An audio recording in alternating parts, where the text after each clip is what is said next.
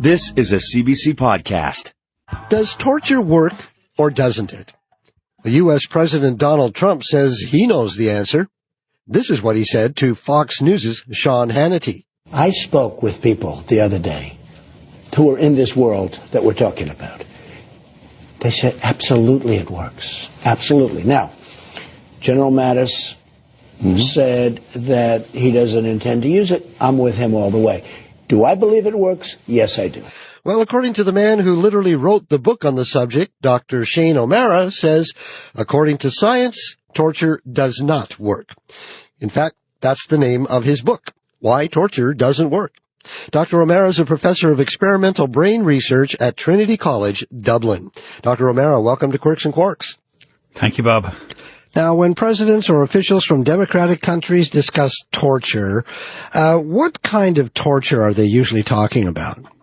So typically they're talking about torture that is usually called white torture. This is no-mark torture. It's torture that attacks your fundamental physiology, but after the experience you can be pushed out into the street and it won't be clear that anything actually has happened to you because it won't be visible. Well, can you give me some examples of this white torture that doesn't leave marks? So white torture is really simple, straightforward. Sleep deprivation over a period of days, starvation, suffocation, either through the use of a plastic bag or through waterboarding is a really good example of that. Well, before we get into more specifics on the actual tortures, just generally speaking, why do you say that torture does not work? The case I make is that torture for information gathering purposes from other humans is about the worst method that you could think of. And in that context, it simply does not work. Everything that we know about the effect that it has on the functioning of the brain, functioning of the body, militates against the conclusion that it works for reliable, repeatable, replicable, veridical information gathering. Well, let's look into what happens in the brain. We'll take one example here. Let's start with sleep deprivation. What does that do to the brain? The first thing is that we know that sleep deprivation causes a degradation across all psychological states that you can assess in direct proportion to the degree to which you are sleep deprived. By that I mean your memory is degraded dramatically, your ability to control your own emotions is degraded, your ability to make good judgments is degraded, your ability to deploy attention is degraded, your ability to simply think straight is degraded. These are all the things that you want to happen, to perform normally during an interrogation. You want a person to be able to recall clearly. You want to be able to probe what it is that they were thinking at a particular point in time. So you're saying that it does almost the opposite effect. We're asking someone to remember something, but their memory function is degraded by sleep deprivation. It's dramatically degraded, and we know this from more or less about 100 years of work in experimental psychology. If you go to the literature and you ask what are the cognitive effects of sleep deprivation, you will be overwhelmed by the literature. What parts of the brain are affected by sleep deprivation? Initially, it is for want of a better phrase, the pieces of the brain at the front and at the top, the frontal lobes.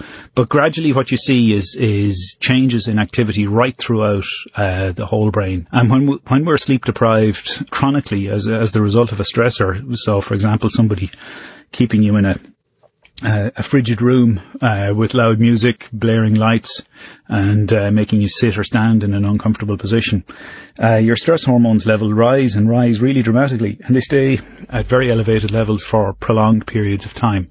That in turn causes eventually a degradation of the very tissues that you want to be working normally during the course of an interrogation. The frontal lobes, the temporal lobes, those parts of the brain that are concerned with recall, that are concerned with supporting memory, supporting your ability to think. Now, let's take another torture technique here, waterboarding, which President Trump says is just short of torture.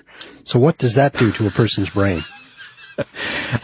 So waterboarding, I think, is probably about the worst of the tortures that you could personally be subjected to.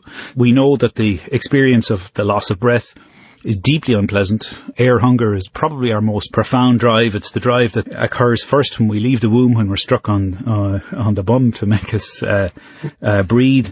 And we require that breathing to keep us alive. So waterboarding attacks that fundamental aspect of your function. What's going on in the brain?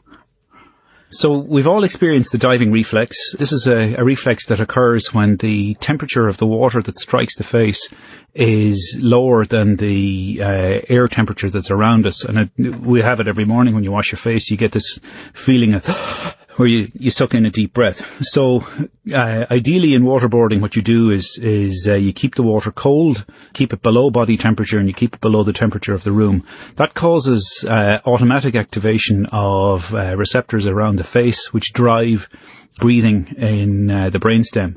And then the body, of course, encounters this massive ingestion of water. And what you see, to the extent that this has been able to be studied, because it's difficult, is a shunting of activity in the brain away from the frontal lobes and higher brain regions, away from the periphery towards the brainstem, which controls breathing. And this is where you get this automatic fight or flight struggle for air deriving from. But you say then that the frontal lobe, where the memory area is, or where we process memory, that area is being neglected.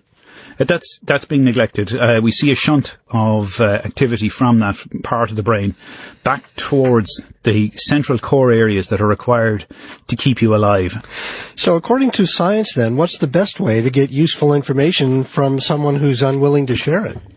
When you actually go and look at the testimony of interrogators who are skilled at interrogating, is most of the people that they speak with most of the time are willing to talk, and they're willing to talk at length. And there are lots of reasons for this. One of the simple reasons is that we like to talk about ourselves. This is a trait that humans have.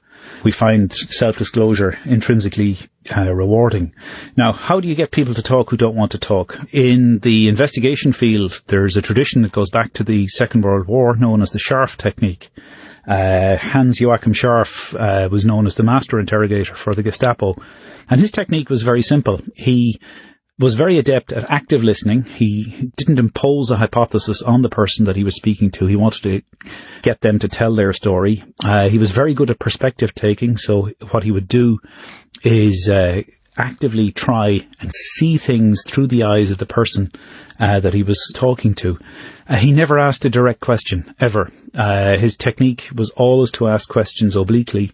It might take 2 or 3 goes with one person. It might happen very quickly with another person. Dr. O'Mara, thank you very much for your time. Thank you, Bob.